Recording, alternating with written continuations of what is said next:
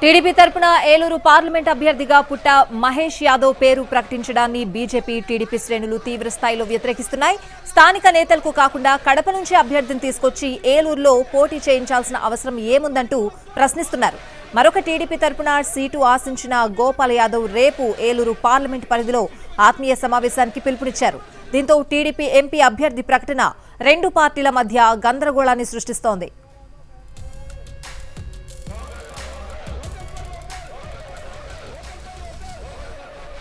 ఇదే అంశానికి సంబంధించిన పూర్తి సమాచారం మా ప్రతినిధి మల్లికార్జున అందిస్తారు.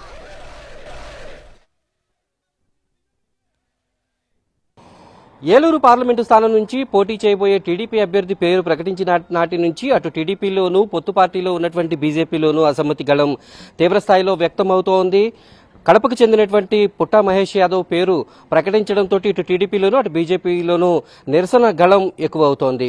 ముఖ్యంగా బీజేపీ నుంచి రాష్ట్ర ప్రధాన కార్యదర్శిగా ఉన్నటువంటి గారపాటి సీతారామాంజనేయ చౌదరికి స్థానికుడు కాబట్టి అతనికి సీటు కేటాయించాలి అని కొద్ది కాలంగా బీజేపీ శ్రేణులు పెద్ద స్థాయిలో డిమాండ్ చేస్తూ ఉన్నాయి. ఈ నేపథ్యంలో తెలుగుదేశం పార్టీ ఏలూరు పార్లమెంటుకు తన అభ్యర్థిని కడపకు చెందినటువంటి పుట్ట మహేష్ యాదవ్ పేరు ప్రకటించడంతో ఇక్కడ ఉండేటటువంటి బీజేపీ శ్రేణులతో పాటు టీడీపీ కార్యకర్తల్లోనూ తీవ్ర ఆగ్రహం వ్యక్తమవుతోంది. గత ఏడాది కాలంగా తెలుగుదేశం పార్టీ నుంచి గొరుముచ్చు గోపాల్ యాదవ్ ఎంపీ అభ్యర్థిగా ప్రచారం చేసుకుంటూ అనేక పార్టీ కార్యక్రమాలను కూడా నిర్వహిస్తూ వస్తున్నారు. ఈ సమయంలో తెలుగుదేశం పార్టీ ఇక్కడ స్థానికుడికి కాకుండా వేరే వ్యక్తికి సీటు కేటాయించడం ద్వారా అటు గోపాల్ యాదవ్ కూడా తీవ్ర ఆగ్రహాన్ని వ్యక్తం చేస్తున్నారు. రేపు ఆత్మీయ సమావేశానికి కూడా పిలుపునిచ్చారు. ఈ నేపథ్యంలో తెలుగుదేశం పార్టీతో కొనసాగాలా లేక పార్టీని వీడాలనేటటువంటి నిర్ణయం తీసుకోబోతున్నారు. మరోపక్క బీజేపీలో కూడా స్థానికుడైనటువంటి దెందులూరు కొవల గ్రామానికి చెందినటువంటి గారపాటి సీతారామాంజనేయ చౌదరి బీజేపీని బలోపేతం చేయడంతో పాటు ఇక్కడ గెలిచేటటువంటి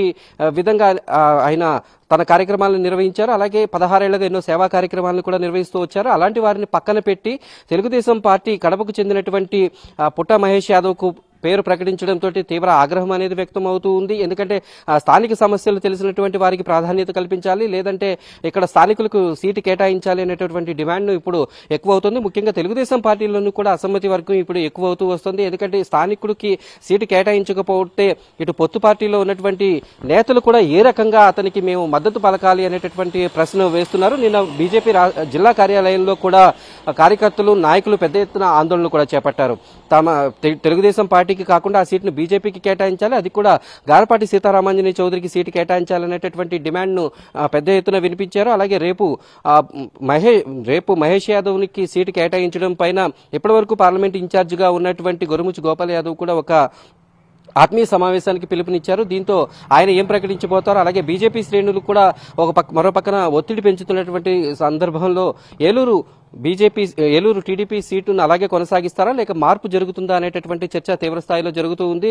వీడియో కరిష్ణ మల్లికార్జున ఏలూరు నుంచి. మోసం చేస్తారని నేను అనుకోలేదు. యనమల రామకృష్ణ గారు మీకు చాలా కృతజ్ఞతలు. అలాగే బీసీ కార్డు పెట్టుకుని మీ ఇష్టం సార్. అలాగే జగన్మోహన్ రెడ్డి గారికి అయ్యా పార్టీ పరంగా ఏమన్నా మేము మీ గురించి ఏదైనా మాట్లాడితే క్షమించండి. అవి పార్టీ పరంగా రాజకీయంగా చేసిన విమర్శలే తప్ప వ్యక్తిగతంగా నాకు మీ మీద ఎలాంటి ద్వేషం లేదు. నిజంగా చెప్పాలంటే మీ ధైర్యానికి నేను మెచ్చుకోగలుగుతాను.